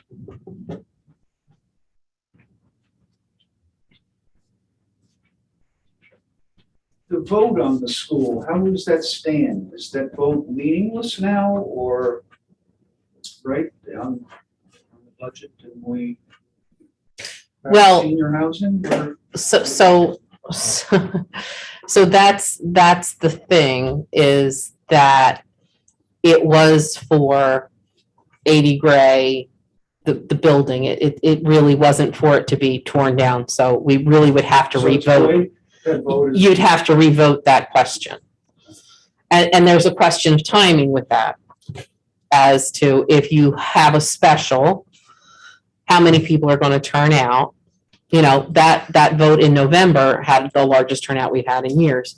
Would you wait until, June? Would you wait then till June of next year? But then if the building's going to be preserved or if it can come down and they would approve it for VOA, then VOA's missed their funding opportunities. That's where it comes back to, if the building has to come down, then, do you still partner with VOA? I mean, there's a lot of different scenarios. You could say, well, what we're going to do is we're going to stay the course. They authorized us to apply for the brownfields to get it down, see if we get the grant, and then decide from there. We can always give that money back. But once the building's down, that's a new ballgame. And do you then RFP it? And say, you have to submit a proposal and this is the criteria and what you have to produce. Those are things that are options. Again, there might be other ideas out there. There might be other interest out there. There's a lot of different scenarios. But I'm sorry, I had to step out for a minute, but did we ask, so you made a very fine point at the last meeting of saying that it was the facade of the building that was the issue, not the structural stability of the building, but the facade was the main issue. Is my interpretation of the engineer's report, and correct me if I'm wrong, Brian, is that the engineer did not say you can't build 32 units senior housing here. The engineer pointed out that the facade isn't anchored to the structure, and that's a problem. And he also pointed out that there are some structural issues, he didn't call them major, but there are some structural issues that need to be shored up. And it was my understanding that the architect, Bob, is of the view that it's probably inadvisable to spend money shoring up the facade and the inside of the building when that money could be more efficiently spent in other ways, particularly given the accessibility of brownfield grants and the probability that if we applied together with you as a town, we'd probably get the grant. Am I putting that accurately? Can't hear you. You're muted. Sorry. Yeah. Sorry, I'm trying to dial in so I can get in the car and go pick up my daughter. I believe you summed it up. So Bob, did you want to step into this one at all? Well, your interpretation is actually it's fairly correct. The engineer basically found some deficiencies in the framing throughout the building, and we determined that the facade, the brick veneer on the building, is not physically attached back to the frame, which was a concern. And the other concerns were that trying to insulate the building based upon how it's currently built would be problematic, that it could down the road it's going to cause more problems than it's going to help insulating the building, that you'd probably have to insulate it completely on the outside of the building in some capacity, which would basically cover up all the historic elements of the building if you took that approach. But the rest of it is it's fairly accurate, and all these items are pushing the project to the point that it's going to be more expensive to try to renovate it than to tear it down and start from scratch on that building. And it's going to make it kind of cost prohibitive for VOA to do something with that building. That's what I wanted. I just wanted everybody to be aware. Yeah. Yeah. I wanted to hear it from the horse's mouth. No offense, Bob. You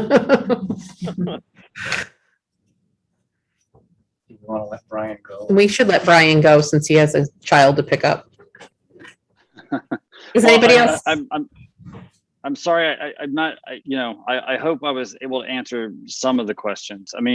I want to leave this meeting and just let everyone know we're still dedicated to developing. Whether I love Freeman's vision, I'm happy to build 64 units. That's Are you telling Freeman to find you a place to do it? But we were really dedicated to this project, and we're really bummed about the engineering report and how it came back. But we are still dedicated to Waldoboro. We love this town. You guys have been really great to us, and we really do want to do a project here. And we hope it's on this site. But if not, let's continue talking and figure it out. Thank you, Thanks, Brian. everyone. Thank you.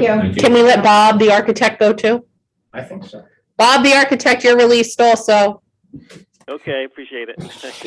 Thank you. Yep, bye. I just really wanted you all to hear, and if you had questions, to be able to talk to them directly. So I think we have to have, I know it's late, but I think at the next meeting I can put it on again. Maybe we can digest what we heard tonight. I'm sorry, speaking personally, I love Freeman's suggestion that we find an alternative spot for the senior housing in Waldoboro that has sewer and water, or that could be accessible to sewer and water, in order to maximize the economics that we could realize from the current site. And I'm not talking about anything more than the current site. I'm only talking about the site that the school presently occupies. I wouldn't envision making that any bigger than it already is. But then entertain RFPs for that. But for me, the precondition has to be that we have an alternative to Volunteers of America. I don't want to lose them as partners. I really don't. They've stuck with us thick and thin. Sorry? They have stuck with us through They some have, through thick unusual and thin. and circumstances, and they have been very loyal to us. They have. I personally think that's the best property for senior housing. I've lived through from 55 to 75 all those years. And I certainly would want to be in town. And those years, that's, most people those ages walk. I would like to be independent, where I could walk to the post office, walk to the library, walk to a coffee shop, walk to the drugstore, where all of my needs could be met there. I don't need any van to go to Walmart. I haven't so far. So, Good point. well, and I do think it's very common in Maine where older schools have turned into apartments in different types, of a lot of elderly and others. And I think it's a very common thing. It makes sense to me. I'm very disappointed that we can't do that with that building. But there's nothing we can do about it. It is what it is, and we just need to see what plan B or C might be. So, and I don't think we know what the people think. No, We can guess, but it's only a guess. we don't know. Right. I think they need to let us know themselves. Is there a way, isn't there a way to gauge public opinion without having a vote? So whether it's a public hearing or mailings and surveys, or actively reaching out and finding out if people are now against something that's been voted for twice because we can't use the existing building? I think you have to go to a vote because there'll be, I think the problem with polls is that people can vote more than once. Surveys have their own, I mean, we've put out a lot of surveys and the return rate is just not fair. And the problem with doing a special for that is that whichever side of the question you come down on, then it's going to be, well, you held it so that that group would come out or that group wouldn't. I mean, I think waiting till June makes the most sense with that. Finding another piece of property, like Freeman said, maybe that's, I don't know. I think you have to wait till June. I mean, I know nobody wants to hear that. Had we known this 2 weeks sooner, 3 weeks sooner, we could have put it on this ballot, but then it would have been rushed and then people would have thought, and honestly, there's only one, a couple of questions on this ballot. I don't know how significant the turnout will be. We'll see. I know question one's a hot button issue, but, it's almost like Freeman read my memo. So, but I do think, though, we have to have options available. I think we need to proceed with an RFP and get options on the table that the voters can consider. But I think, so what you're saying, so what I had said in a memo to the select board was if we RFP it should mirror, and I think I said this at the last meeting, it should mirror what the agreement was in the MOU. So like we're holding some. What you don't want to have happen is if we're going to RFP it, what are we RFPing it for? Bring your good ideas. We've got to have a vision, or you bring your good ideas, but you have to be held to a standard because you can't just have, and you can't have somebody coming in and saying, I have this money. I'm not going to tell you where it's from, or, like we had in the past, with the community center, and the community foundation didn't vote on it. We have to have, I think we have to hold people's feet to the fire and say, if you're going to RFP for ideas for that park, here's a minimum of what you can provide. And I think a lot of work went into that MOU, and we should use those same parameters and standards. Well, I agree. What I would distill it down to is the bonding.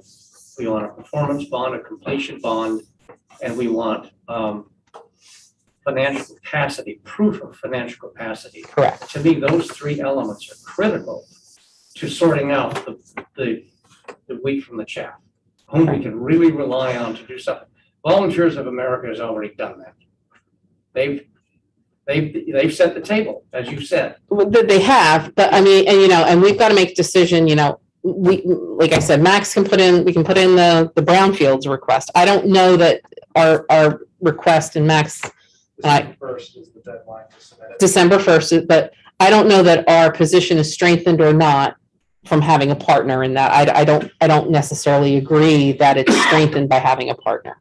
Yeah, I'm kind of going with Volunteers of America's statement that they feel if they applied for it, the position would be strengthened if the town joined them. I'm assuming the opposite is true, and I don't know. I think that, I think as a town applying, we had, all the reports done. I think that gives us a good, Okay. You know, That gives us independence and allows us to independence. act by ourselves. It does. Yeah. But I just, I think that especially if you tear it down, you have to RFP it. I agree. Because I do believe it's important that, I think the town voted a specific way. And I think some of it was, I think there was a very strong senior housing element to it. I think there was an attachment to the building element. I think there's a lot of elements. We just don't know how that breaks out. I've gotten a lot of feedback since, so it's been, interesting, but I certainly didn't get the feedback I got prior to the June vote. So again, I think people are not fully aware what's going on, and we have to devote some time to that. I'm not sure if this is pertinent, but what makes that building of interest to people architecturally? Is that they went to school there, had family members? Is it the edifice of the structure of it? I would say it's the history of going to school there for a lot of people. That building, this is just an opinion, so call me what you want, but that building in that position, not knowing anything about it, does not look like it fits there at all. It's not what? Look like it fits there. It's not part of that area. It doesn't, most buildings are meant to relate to each other. I don't have a history with people that have gone there and know about it, so take that as you may, but that building feels dropped in and big dropped in, a giant box. So it's unrelated, but I wonder why. I have another unrelated question, if you don't mind. Whoever chose the age of 55 for elderly housing? I don't get it. Talk to your congressman. I don't know. That's a That's a federal guideline, not a Oh, town. for crying out loud. Yeah. So are we developing a consensus here? One, we have to do an RFP. Two, we should apply for the grant to take it down. You already did that, the grant. We already did. We've done that. Yeah. You've done that. You've Okay. already authorized that. I wasn't really comfortable. It didn't sound to me like Brian was necessarily going to be there if we do an RFP. I didn't get a good No, sense. yeah, I agree with you. I didn't get a good He sense sat at on the all. fence. And if it is in fact, and maybe you can find out if it's senior housing we want. I mean, there's certainly, who else you can. I think you have to, I don't expect any other decision to come out of tonight, just so you're aware. Yeah. But I just think we have to put this on the next agenda. Yep.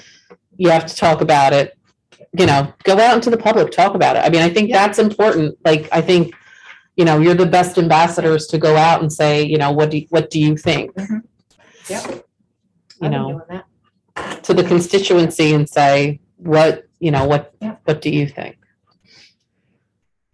But I just wanted you to have the opportunity to speak to the architect in Brian tonight. I just didn't, I'm sorry I was long-winded with the budget stuff, but that's where we're at. It's nice of them to come back again and again and again. And I do think they're sincere in that, I think what he said in the end, they're interested in Waldeboro. Yes. And I think if not there, where? I think if you give him that option, I think if you give them, not him, but them that option, maybe somebody will come up with a really cool idea, of where. If not there, where? Right. That should be the question. If not there, where?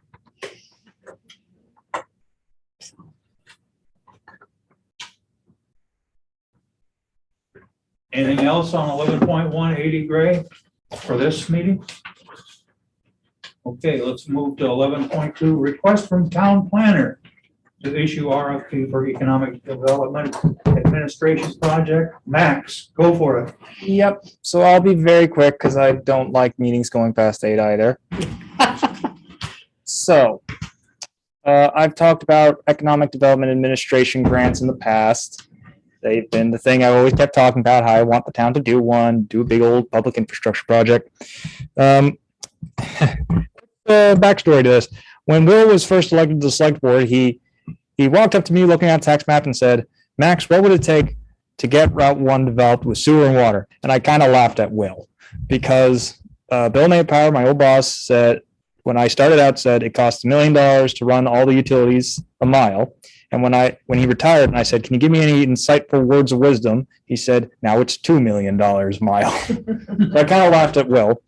And then when I was looking at the map, right here where my pointer is, that is the pump station for our utility district. Just for an idea for people to know their location, right here, the corner, this is Moody's Diner, right out there. Here's obviously the train tracks, and here is the pump station. About a third of a mile going north towards Warren, there's this about 70 acres of undeveloped land that's privately owned right now. In looking at the contour lines and the wetlands are about right here. It's not really that significant, but it's a good ideal place to have some new commercial developments. And with a third of a mile from the pump station, this would actually be a very low cost, great benefit to not only get the sewer to that spot, but then, and this is something I had to double check with the Department of Transportation, we create our own local road right around here up to the 235 intersection as well. So that we then open up new spots for Route 1 development without having the Department of Transportation saying, no, you can't put a business there because of some egress issues, which we unfortunately have seen a bit this year with some businesses that have sought for approval. So I simply am thinking, let's get some new Route 1 spots and let's make a local road so that we can let those businesses there. And with the, what's it called? Lot size is always varying on the utilities. We could actually put in this 70-acre lot, a lot more parcels similar to what you see right now in the corridor. Like this could be its own new sort of strip. And it could be for commercial use. There can be some residential like apartments. And before people want to jump in, this is a project that if we're successful with grant funding, we probably wouldn't see anything happen until maybe 2023, 2024. That's being very generous on me. And the other big item, unfortunate news, is the water. Down here at the Main Street Old Route 1 intersection is where the main water line ends. So we would have to spend money to extend the water line just to get to the pump station and then to have it get to the road. And that's maybe a mile, maybe a mile and a half, whereas it's just a third of a mile to go from the pump station to where I'm looking at. So what I would like to do is get an RFP out there to see if I can find an engineering firm who can get a plan done by February, so that I then have time to put an application together so that to apply for an EDA fund. The reason it has to be so soon is because in March, with ARPA, there was a special program EDA is doing right now where 80% of a project can be funded. Now, I don't think I have to explain to people that having 80% of a project funded is a lot better than 50% of a project being funded. Now, I'm not asking for money tonight. I just need to know that I can put out an RFP to find an engineering firm who can make that deadline and someone who's not going to break the bank in terms of how much it's going to cost to hire them. Paul, running that water beneficial for your purposes? Very much so, even just that section of Main Street from the corner where my old house used to be. where it ends. Yep. But just from there all the way up to Woody's, our fire hydrants end down by the Waldeboro Village Apartments and the fire station. We have no fire hydrants north of that. So all of these sections up through there, around the diner, Borealis Bridge, all the way up past the new church, all that, big benefit. Was the school part of your revision here? 80 grade school? Not Valley High School? Yes and no. So back when Bill and I first started talking to the Economic Development Committee about these types of things, there was this interest of getting a parallel road along Route 1 to be similar to this, to get to the Madomic schools. But again, it's going to cost a lot more to do it. And recently, when the EDC was talking about this, George actually made a very good point.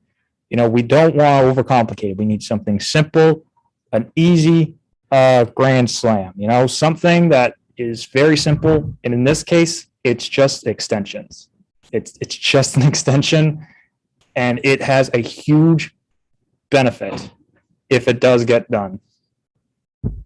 That was the main, and then I had to apologize to Will when I realized this whole thing. I gotta tell you, just to have fire protection for that corner and just get it a little further, that alone sells me. And that was just a very lucky thing you were here, Paul. Thank you. They did plan on putting, I mean, there was supposed to be a big box store. That was one of the locations mentioned for a big box store. There was a big box. Bit of land there. When I spoke to Gorham Webster Jr. To get some ideas for plans, it was around here across from Moose Crossing. No, it was much closer than that, I think. Anyway. Yeah, I was gonna say. Okay. So I would like the board's approval to put out an RFP so I can simply see if an engineering firm can do this in time. If the engineers come back and say, oh, no, I can't do anything until April or May, then I'm going to say, then don't take anyone. If one of them says it's going to cost $100,000 to do this project, I'm going to say, don't do it, because I assume I have to pay for it myself somehow. And I don't, an engineering report like this that I need shouldn't break the bank. If we're basing it on what Thomason did for their feasibility study for their bypass, $20,000. You know, if we find that old dog engineer who wants to get back in the game and do one last ride, he might do it for less. We might find an engineering firm who may charge more, but I just need to know that. I haven't, I have to be honest, Max, I haven't even went over that yet, but I will. And you and I can work on them. RFP. Yep. If they approve it. Approve. Well, I do have a draft, and I think I just need to make a few changes. It pretty much says what I'm saying here. EDA focus. I have some priorities of timing, their experience, and everything whatnot. I do have to include something about references, because we want to know that the person who's done this has actually done it. But yeah, that's it. And again, I'll come back and say, these are the people I want. I think I put in for my RFP maybe a 2-3 week window for them to apply. I'm going to come back to the select board and say, these are my recommendations, or you shouldn't take any of them. And then I'm hoping you will. And we're not just sending them out and saying, come up with this idea. Nope. We want them to work with. Yep. They'll work with me, John Daigle for the road segment, Gordon Webster Jr., and possibly John Fancy if he wants to get into it, on the utility district, Maine Water for the water, obviously. Because there's going to be questions that we all have to. Department of Transportation will have to, the person will have to call the Department of Transportation to see how they want the best entrance and exits. So essentially, it's just like it's just like we have an engineer that we typically use. So it would be just RFPing the whole. Right. We're RFPing out to everyone. But something I do need to make clear is that if we get an EDA, whoever is the engineering firm who does this, the preliminary engineering report, is not allowed to bid for the overall design of the project. So that might detest a few people, but I'm confident there's still going to be responses to it. And Ruben actually has a question about including an open conduit for communications in that RFP. I did include in the RFP that the engineer should include wish list items or other smart growth type projects, and that can include a conduit or an interior road system that they think will be a bit more ideal, because I was only looking at just pretty much straight line through the middle and then up, so you have a nice symmetrical intersection at the 235 one. But I don't know the general idea of what that's going to be. And obviously, we don't have to follow the engineering report word for word. So if they say it's going to cost this much to put in, I don't know, the conduit in this case, we don't have to do it for the actual. So they're doing a conceptual. Yes. I think it's a great idea. I would stipulate in the RFP that they have to put in a conduit, or they have to allow for a conduit for fiber optic. There's no point developing that area and not having. But I think we're broadband getting, available. I think this is a general conceptual I agree, plan. but I think from the start, it's gotta be part of that. I will try and remember word for word what I put in that RFP. I believe I said, speaking with me about putting in those types of things like the conduit. So, and the only reason I'm not saying conduit is a guarantee thing is because I'm worried thinking about what Bill told me about it's costing $2 million to do Well, all this. bear in mind, guys, this is a conceptual plan used for a grant application. Right. It's not a design plan. So I think, right. But So- conceptually, we've gotta be allowing for broadband in that area. Right. The RFP Understood. I just, the RFP is saying we want to get utilities throughout this spot. right. What's the best, cheapest way you can do it? That's legal. So You define utilities, I say sewer and water expansion, and I do say in considering things such as a conduit. I do say that in the RFP. I don't remember the exact wording. I think we're getting in the weeds here. And Julie is right. I say the focus is road, water, sewer, because those are the big three. And then when we get to the Communications, I think we can figure that out, but again, it's conceptual. Right. It's not the build out plan. Right. This is just. But you should always put, I mean, any good engineer is going to put.